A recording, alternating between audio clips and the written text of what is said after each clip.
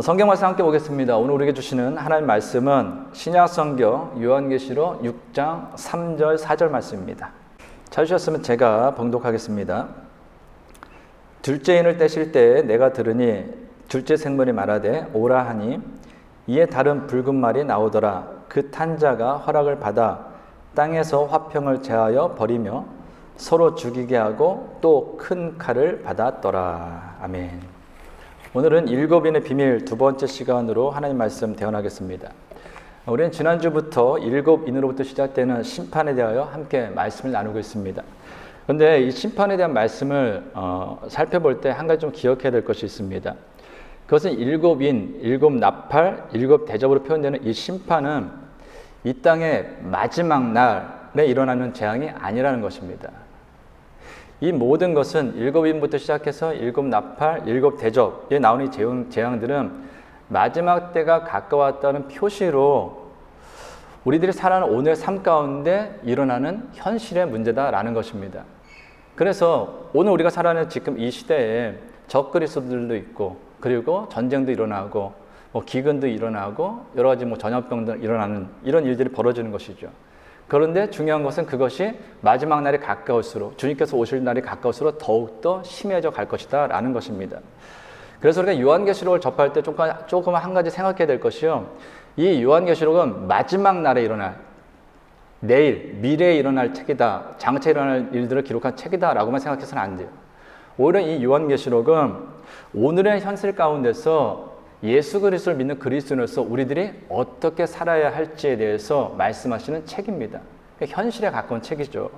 그럼 우리는 이 땅에 나타나는 여러 가지 징조들을 통해서 주님께서 오실 날이 멀지 않았구나, 점점 가까워지구나 라는 것을 깨닫게 되면요, 스스로 자기 자신을 좀 돌아보면서 회개할 것을 회개하고 더욱더 자기 자신을 가끔으로 주님께서 언제 오시더라도 그 주님을 기쁨으로 맞이할 수 있는 준비를 해야 된다라는 것이죠.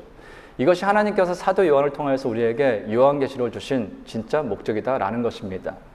지난주에 말씀을 나눈 것처럼 주님께서 일곱인으로 봉인된 두루마리에서 첫째 인을 떼시자 흰말을 탄 자가 나왔습니다.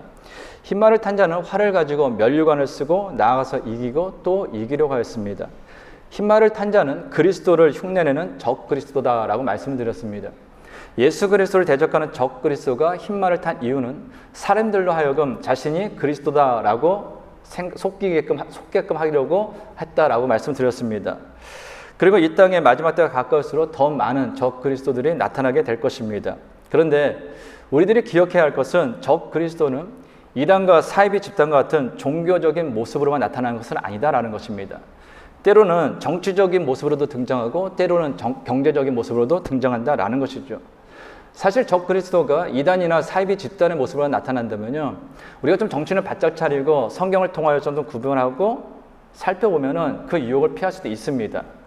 그런데 문제는 적그리스도는 종교적인 모습뿐만 아니라 정치적인 모습, 경제적인 모습 등 다양한 모습으로 등장한다라는 것입니다. 그들은 겉으로는 세상을 위하고 나라를 위하고 사람들을 위한다라는 명분을 내세웁니다. 예를 들어서 전쟁 등의 싸움을 일으키는 사람들은요, 다 그 나름대로의 명분을 가지고 전쟁을 일으킵니다. 평화를 위해서, 조국을 위해서, 정의를 위해서, 때로는 종교를 위해서, 더 나은 삶을 위해서. 근데 사실은 그 내면을 들어보면은 그 내면 속에 정치, 종교적인 욕망이 다 숨겨져 있는 거예요. 그로 인해서 전쟁을 일으킨다라는 것이죠. 그들로 인해서 언제나 역사는 혼란과 어려움을 경험했습니다. 지금 우리들이 예배드리는 이 시간에도 이 땅에는 수많은 적그리스도로 인해서 혼란과 어려움을 겪고 있습니다. 그럼에도 불구하고 그들은 더욱더 이기고 이기려고 애쓸 것입니다. 요한계시록 6장 2절입니다.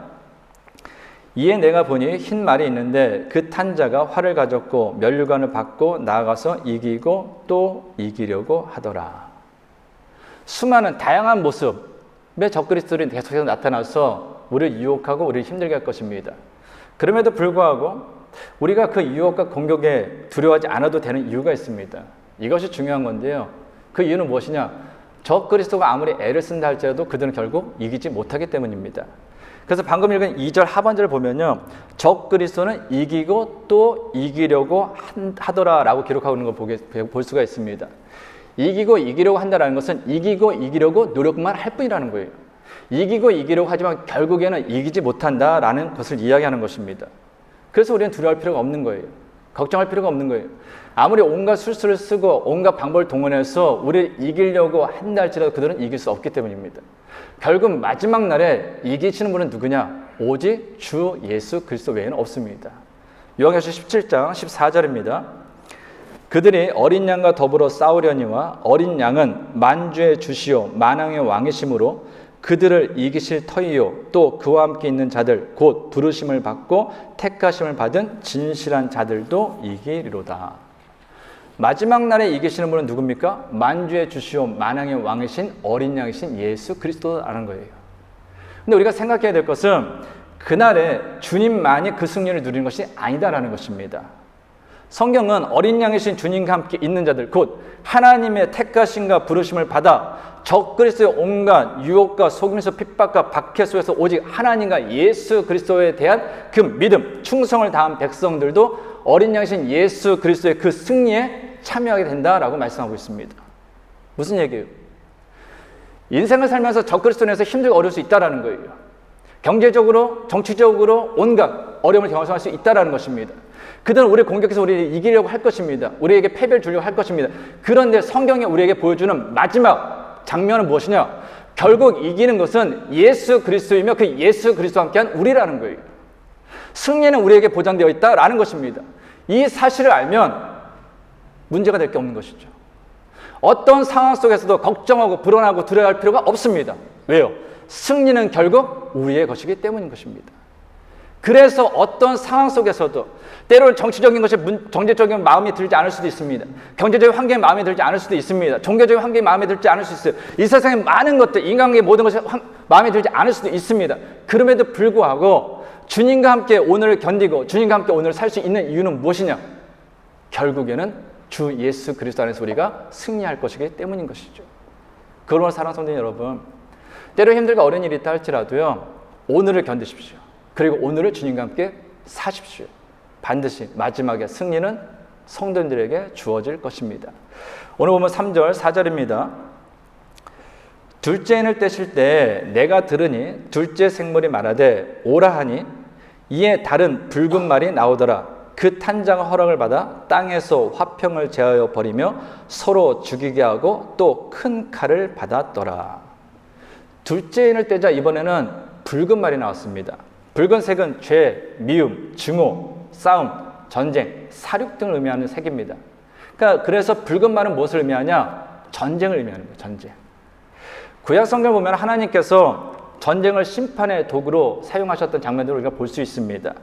마지막 때에도 하나님께서는 이 전쟁을 심판의 도구로 사용하십니다.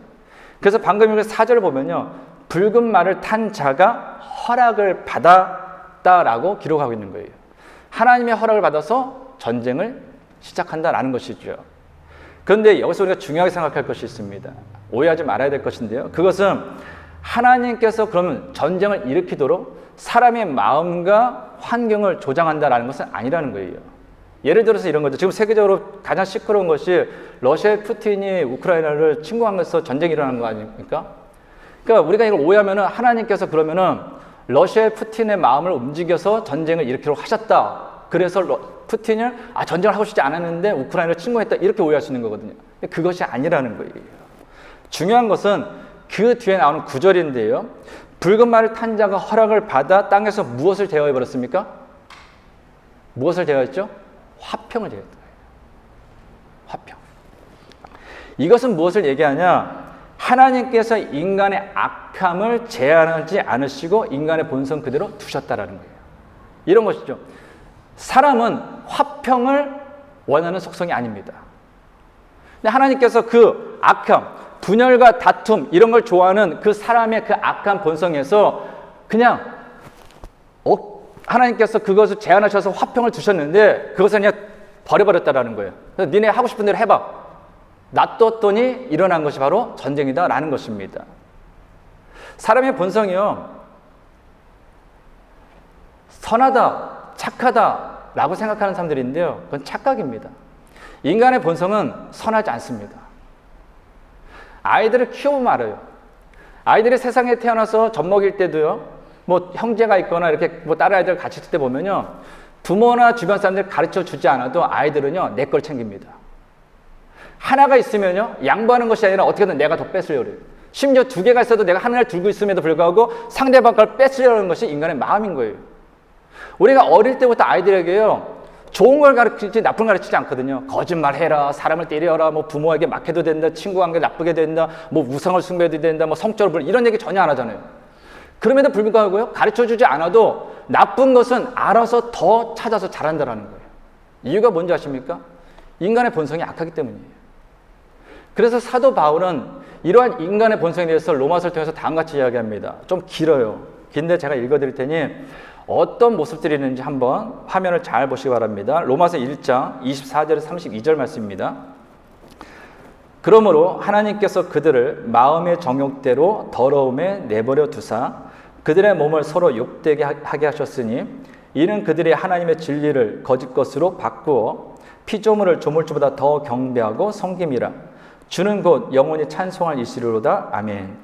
이 때문에 하나님께서 그들을 부끄러운 욕심에 내버려 두셨으니 곧 그들의 여자들도 순리대로 쓸 것을 바꾸어 영리로 쓰며 그와 같이 남자들도 순리대로 여자 쓰기를 버리고 서로 향하여 음욕에 부릴 듯하며 남자가 남자와 더불어 부끄러운 일을 행하여 그들의 그릇 때문에 상당한 보응을 그들 자신이 받았느니라.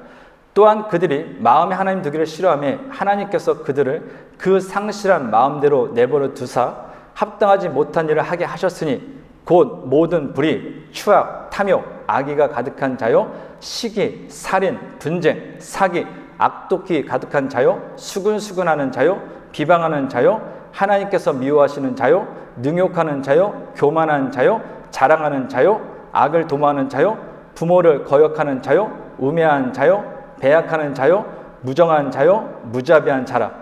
그들이 이 같은 일을 행하는 자는 사형에 행한다고 하나님께서 정하시면 알고도 자기들만 행할 뿐 아니라 또한 그런 일을 행하는 자들을 옳다 하느니라. 여기 보면 인간의 악한 본성에 의해서 나타나는 것을 쭉 열거하는데요. 우상숭배, 성적 타락, 특히 동성연애에 대해서 이야기를 하죠. 그리고 온갖 죄악에 대해서 이야기합니다. 근데 쭉 나오는 로마서 1장 24절 32절 말씀에요. 공통적으로 나오는 구절이 하나 있습니다. 바로 내버려 두사라는 거예요. 다시 한번 보겠습니다. 로마서 1장 24절입니다.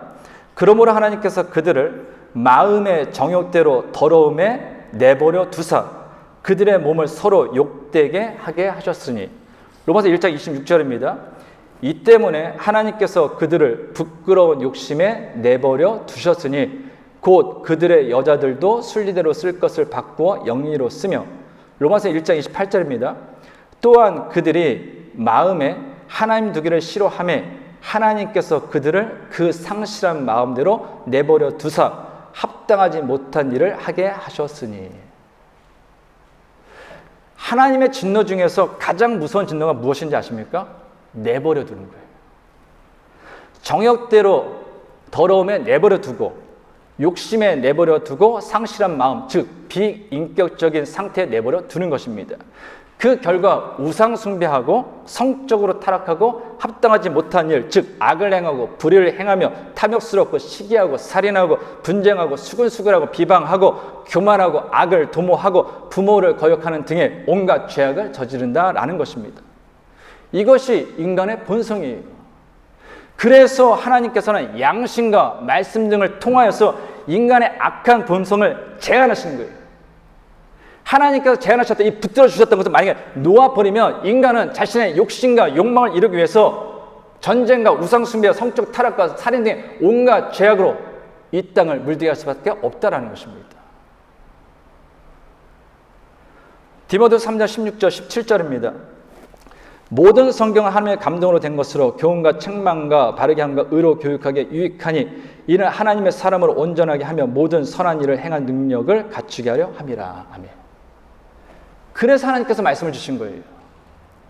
너희의 본성이 악하니 너희는 매일같이 날마다 아침에 눈을 떠서 그 호흡을 가지고 하루를 살아갈 때 하나님의 말씀을 먼저 묵상을 하는 거예요. 그 말씀을 가지고 묵상하고 그 말씀을 가지고 내가 한 사람으로서 한 그리스도인으로서 어떻게 살아야 될지 스스로를 점검하라는 거예요. 그렇지 않으면 너는 그 악한 본성 때문에 우상을 숭배하고 살인을 하고 성적으로 타락하고 온갖 죄악을 저지를 수밖에 없다라는 것입니다. 그래서 말씀을 주신 거예요. 사람이요, 육적인 생명을 유지하고 육체의 삶을 살기 위해서 매일같이 일용할 양식을 먹어야 됩니다. 그와 동일하게 우리가 영적인 생명, 영적인 삶을 유지하기 위해서는요, 반드시 매일같이 하나님의 말씀을 먹어야 되는 거예요. 그래서 매일같이 하나님의 말씀으로 자신의 그 악한 본성을 제어한 사람과 그렇지 않은 삶은 같은 그리스도인이라 할지라도 전혀 다른 삶을 살게 되는 것입니다. 왜 그리스도인들이 욕을 먹습니까? 왜 수많은 교회가 있음에도 불구하고 그렇게 수많은 그리스도인들이 있음에도 불구하고 세상은 더욱더 타락하고 있습니까? 왜 전쟁은 끊이지 않고 수많은 성적 타락과 온갖 죄악에 들끓고 있습니까? 입으로 그리스도를 이야기하지만 하나님의 말씀에 자기 자신을 빗대지 못하기 때문입니다. 말씀이라는 그 거울 앞에 자기 자신을 세워서 보지 못하기 때문입니다. 그 말씀에 순종하지 못하기 때문인 것이죠. 그런 사랑하는 성도 여러분, 우리가 시간이 지날수록 이 땅에서 악한 본성이 들끓을 이 시대에 우리가 그 중심을 좀 잡아주려면 우리는 더욱더 깨어서 말씀으로 스스로를 다스릴 수 있어야 할 것입니다. 그래서 날마다 말씀을 보십시오. 날마다 말씀으로 하루를 정리하시기 바랍니다. 자, 또 한 가지 보면요, 이 붉은 마늘 탄자가 지켰는데 어떤 무기를 받았습니까? 큰 칼을 받았습니다. 오늘 4절 다시 읽겠습니다. 이에 다른 붉은 말이 나오더라. 그 탄자가 허락을 받아 땅에서 화평을 제하여 버리며 서로 죽이게 하고 또 큰 칼을 받았더라. 일반적으로 칼은 무기를 이야기합니다. 근데 큰 칼이라는 것은 대량 살상 무기 이야기예요. 그 현대 무기의 특징은 많은 사람을 죽일 수 있다. 대량 살상이 가능하다는 것입니다. 로마 시대 때는 무기라고 해봤자 기껏해야 검 아니면 활이에요. 죽여도 많이 죽이지 못합니다. 그런데 현대는 무기가 화학무기, 생물무기, 핵무기입니다. 핵무기 위력은 우리가 2차 세계대전 때 일본에 투하된 원자력 폭탄의 피해, 그리고 예전에 있었던 구소련 체르노빌 그 원전 방사능 누출 사고로 인한 그 피해, 그리고 또 얼마 최근 전에 있었던 거는 일본 후쿠시마에 있었던 그 방사능 누출 사고 피해를 통해서 우리가 좀 핵무기가 터지면 이 정도의 피해가 있겠구나, 우리가 좀 짐작을 할 수 있죠. 그런데 그 핵무기 수를 제가 한번 찾아보니까 2020년 기준으로 2년 전입니다. 2020년 기준으로 러시아가 6,375개, 미국이 5,800개, 중국이 320개, 프랑스가 390개, 영국이 215개, 그 외에도 이스라엘이 90개, 파키스탄이 160개, 인도가 150개, 북한이 20개에서 60개 정도 가지고 있다고 합니다. 근데 중요한 것은 이 중에서 실전을 쓰기 위해서 배치한 것이 무려 러시아가 1,570개, 미국이 1,750개, 영국이 120개, 프랑스가 280개 된다는 거예요. 그 미국 하버드대 생물학 교수의 노벨 수상자인 그 조지 월드 교수라는 분이 있는데요. 이분이 수소 핵융합으로 폭발력을 증가시킨 수소 폭탄 그 한 개를 지구의 요청지에 폭발시키면 몇 명이 죽냐? 30억이 죽는다고 합니다. 수소 폭탄 한 개. 그 한 개를 떨어뜨린 상황에서 전쟁이 일어나면요, 우리가 상상할 수 없는 잔인하고 무서운 살육 현상이 일어나게 되는 것입니다. 그러면서 현실은 어떻습니까? 말로는 다 전 세계는 평화를 원한다고 그래요. 평화를 원한다고 이야기하면서 계속해서 개발하고 연구하는 것은 더 많은 사람들을 죽이기 위한 살상 무기를 연구하고 만들고 판매하고 있다는 것입니다. 이것은요, 시간이 지나면 지날수록 핵무기 숫자가 조금 줄어들지 모르지만 그보다 더 강한 무기는 더 발전할 것입니다. 더 많아질 것입니다. 그로 인해서 더 많은 사람이 죽게 될 것이고요, 이 땅은 황폐하게 될 것이다 라는 거예요.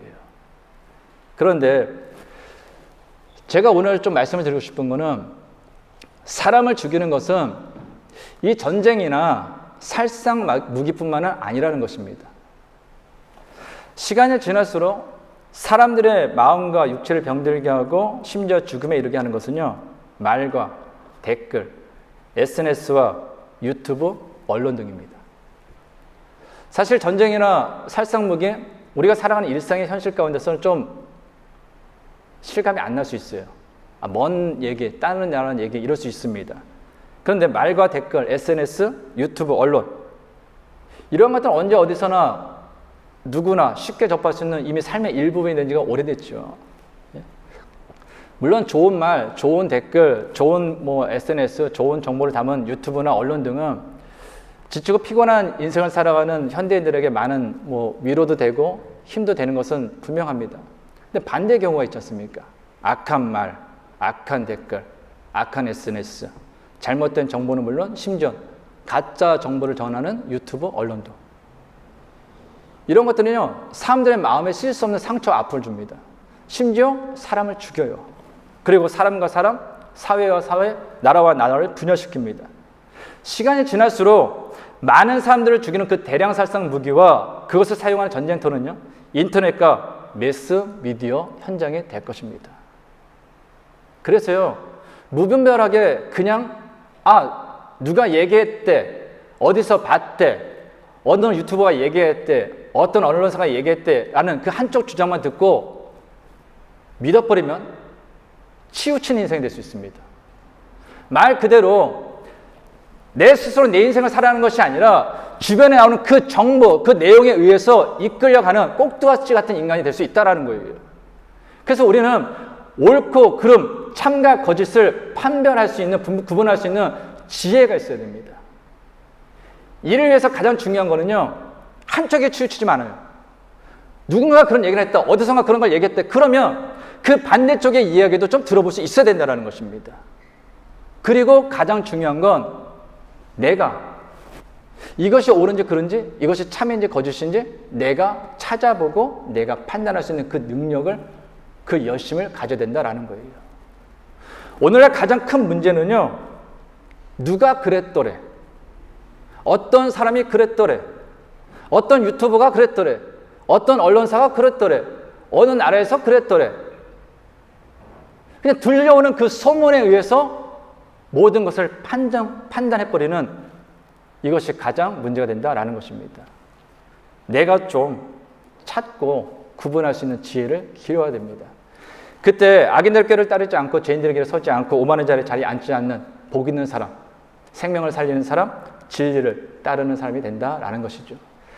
이처럼 화평을 제거하면요, 사람과 사람 물론 나라와 나라, 그곳에 전쟁과 분열, 다툼과 죽음이 생깁니다. 그럼 우리는 마지막 때가 가까우면 가까울수록 화평하게 하는 자는 복이 있나니 저가 하나님의 아들이라 일컬음을 받을 것이요 라는 그 예수님의 말씀을 마음에 좀 새기고, 분열이 있고 다툼이 있다면 나는 그리스도인으로서 마지막 때를 준비하는 사람으로서 화평을 이루는 삶을 살아야 할 것입니다. 그렇다면 화평을 이루는 삶을 살기 위해서 우리가 어떻게 살아야 될까요? 한 가지만 말씀드리고 오늘 말씀을 마치려고 합니다. 화평을 이루는 삶을 살기 위해서는요, 무엇보다도 내가 먼저 죽을 수 있어야 된다라는 것입니다. 예수님께서 이 세상에 오신 이유는 우리와 하나님 사이에 깨어진 그 관계를 다시금 화평케 하시고자 이 땅에 오셨습니다. 나아가 사람과 사람의 깨어진 관계를 화평케 하시기 위해서 이 땅에 오신 거예요. 이를 위해서 예수님께서 십자가에서 죽임을 당하셨습니다. 성경은 예수님께서 십자가에서 죽으시는 그 순간에 일어난 일에 대해서 다음같이 증거합니다. 마태복음 27장 50절 51절입니다. 예수께서 다시 크게 소리 지르시고 영혼이 떠나시니라. 이에 성소 휘장이 위로부터 아래까지 찢어져 둘이 되고 땅에 진동하며 바위가 터지고. 예수님께서 십자가에 죽으실 때 성소 휘장이 위로부터 아래로 찢어졌습니다. 휘장이라는 건 성소와 지성소를 가로막는 가림막이에요. 왜 가로막냐? 죄인된 인간이 하나님께 나갈 수 없다라는 것을 표시하는 것입니다. 근데 이 휘장이 얼마나 강하고 단단했던지요, 그 단단함을 강한 것을 표현하는 것이 양 끝에 큰 황소가 이렇게 밧줄을 묶고요, 반대편으로 가도록 채찍을 때려서 움직이도록 해도 이 휘장은 찢어지지 않았다라는 것입니다. 무엇을 얘기하냐? 이 휘장이 큰 황소가 양쪽 끝에서 반대편을 하려고 잡아당겨도 끊어지지 않을 정도로 우리 인간의 죄는 하나님 앞으로 나가는 것을 그만큼 강하게 가로막는 원인이 된다는 것입니다. 근데 그 강한 휘장이 어느 순간에 찢어집니까? 예수님께서 죽으실 때 위에서 아래로 그냥 찢어져 버려요. 잘 아시는 것처럼 예수님께서는 십자가에서 7마디의 말씀을 하시고 돌아가십니다. 근데 휘장이 찢어진 것은 첫 번째 말씀하실 때가 아니에요. 두 번째 말씀, 세 번째 말씀, 네 번째 말씀, 다섯 번째, 여섯 번째 말씀하실 때도 아닙니다. 언제 휘장이 찢어지냐? 예수님께서 십자가에서 죽으실 때 찢어졌다는 거예요. 예수님의 죽음과 동시에 죄인된 인간이 하나님께로 나가는 그 화평의 길이 열린 것입니다. 사람과 사람의 그 깨어진 관계가 다시 열리는 그 화평의 길이 열렸다라는 것이에요. 무슨 얘기를 하는 겁니까?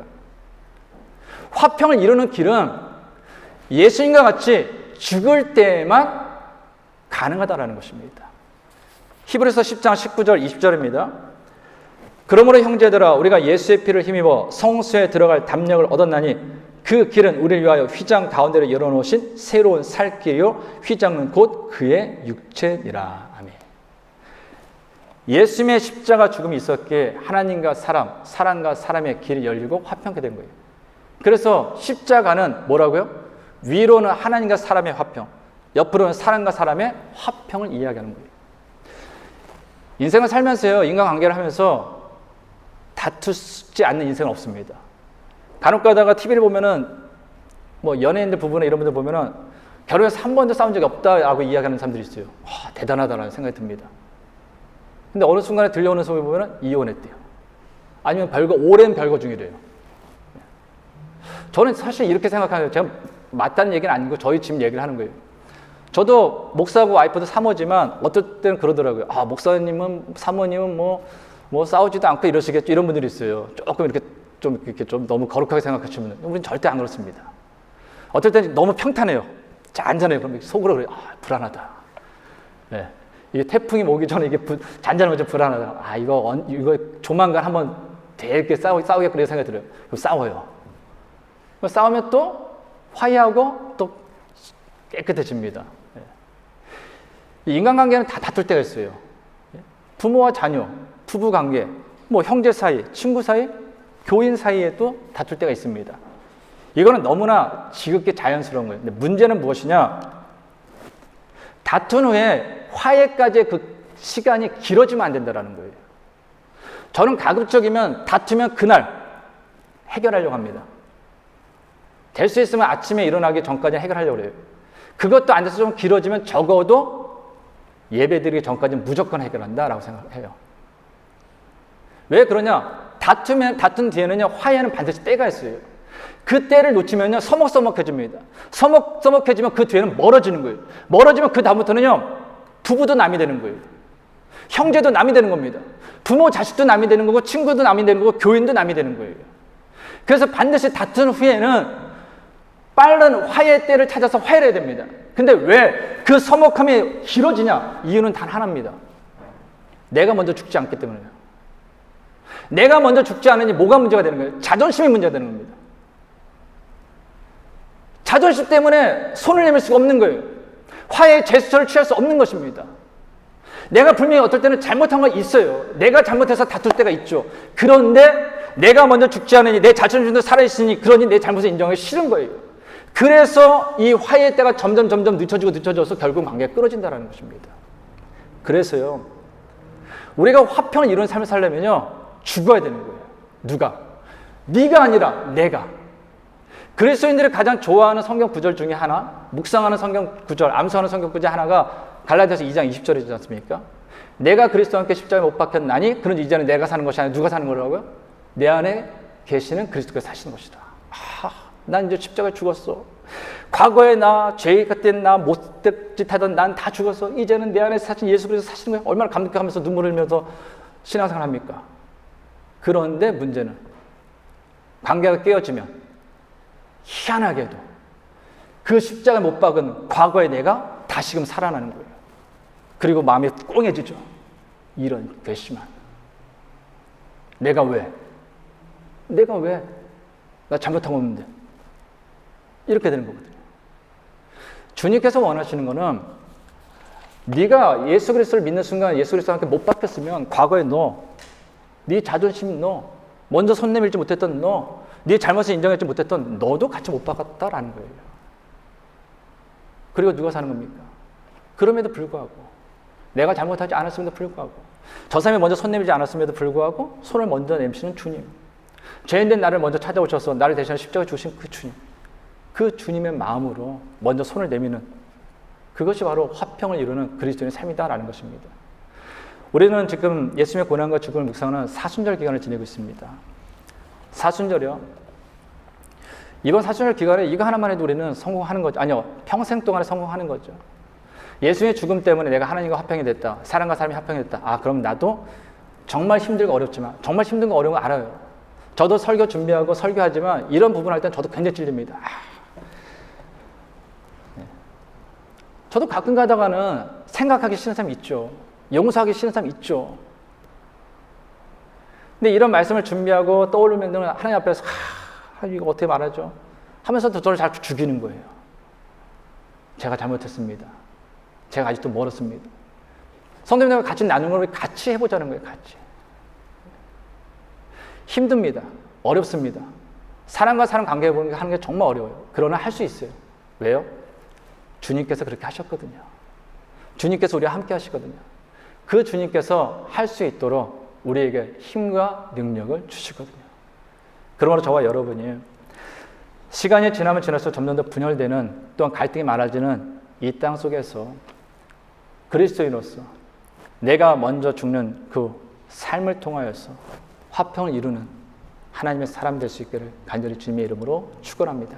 기도하겠습니다. 그는 우리의 화평이신지라 둘로 하나를 만드사 원수된 것 곧 중간에 막힌 담을 자기 육체로 허시고 법조문으로 된 계명의 율법을 폐하셨으니 이는 이 둘로 자기 안에서 한 세 사람을 지어 화평하게 하시고 또 십자가로 이 둘을 한 몸으로 하나님과 화목하게 하려 하심이라. 원수된 것을 십자가로 소멸하시고 또 오셔서 먼 데 있는 너희에게 평안을 전하시고 가까운 데 있는 자들에게 평안을 전하셨으니 이는 그로 말미암아 우리 둘이 한 성령 안에서 아버지께 나아감을 얻게 하려 하심이라. 아멘. 하나님 아버지, 저희는 예수 그리스도의 십자가 죽음으로 인하여 하나님과 화평하게 되는 은혜를 누렸습니다. 그러므로 이제는 주님의 십자가를 바라만 보고 묵상만 하는 것이 아니라 먼저 내가 죽는 화평의 삶을 통하여 십자가의 은혜를 행하며 살게 하옵소서. 예수님의 이름으로 기도하옵나이다. 아멘. 우리 시간 다 같이 일어나셔서 우리 같이 찬양하며 하나님 앞에 별단을 기도합니다.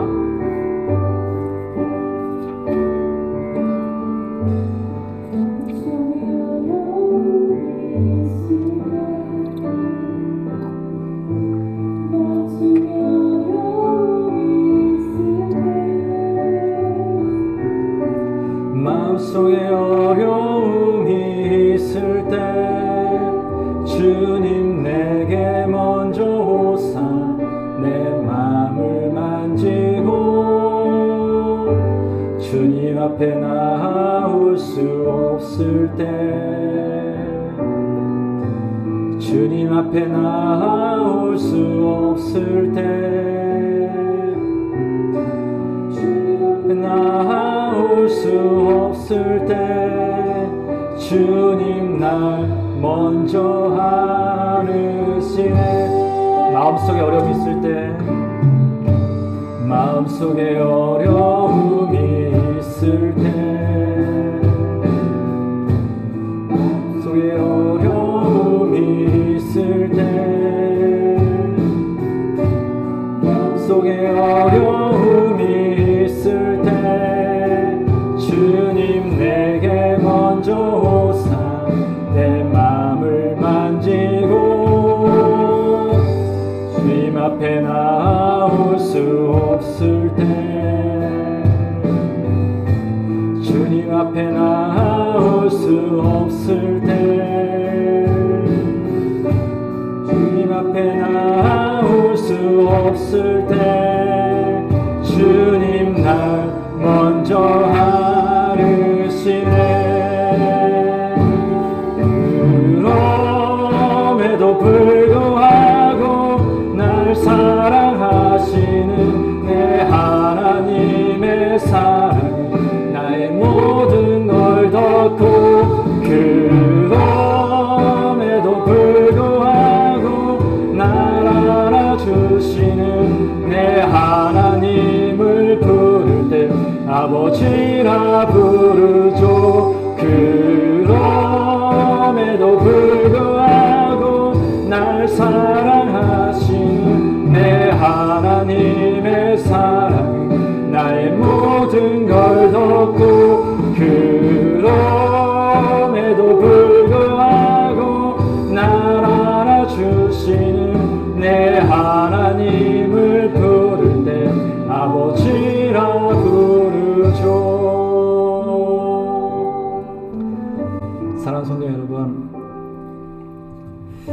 우리는 하나님으로부터 사랑받을, 또한 용서받을, 이해를 받을, 또한 화평하게 될 아무 이유가 없는 사람들입니다.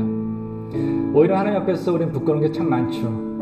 그럼에도 불구하고 하나님께서 우리를 사랑하셨습니다. 그럼에도 불구하고 먼저 찾아오셨고, 그럼에도 불구하고 우리를 안아주셨고, 그럼에도 불구하고 용서하셨고, 그럼에도 불구하고 죽으심으로 화평의 길을 열어주셨습니다. 그러므로 우리는 내가 먼저 죽음으로, 먼저 손을 내밀고, 먼저 이해하고, 먼저 용서하고, 먼저 찾아가고, 먼저 안아줄 수 있는 사람이 되어야 합니다.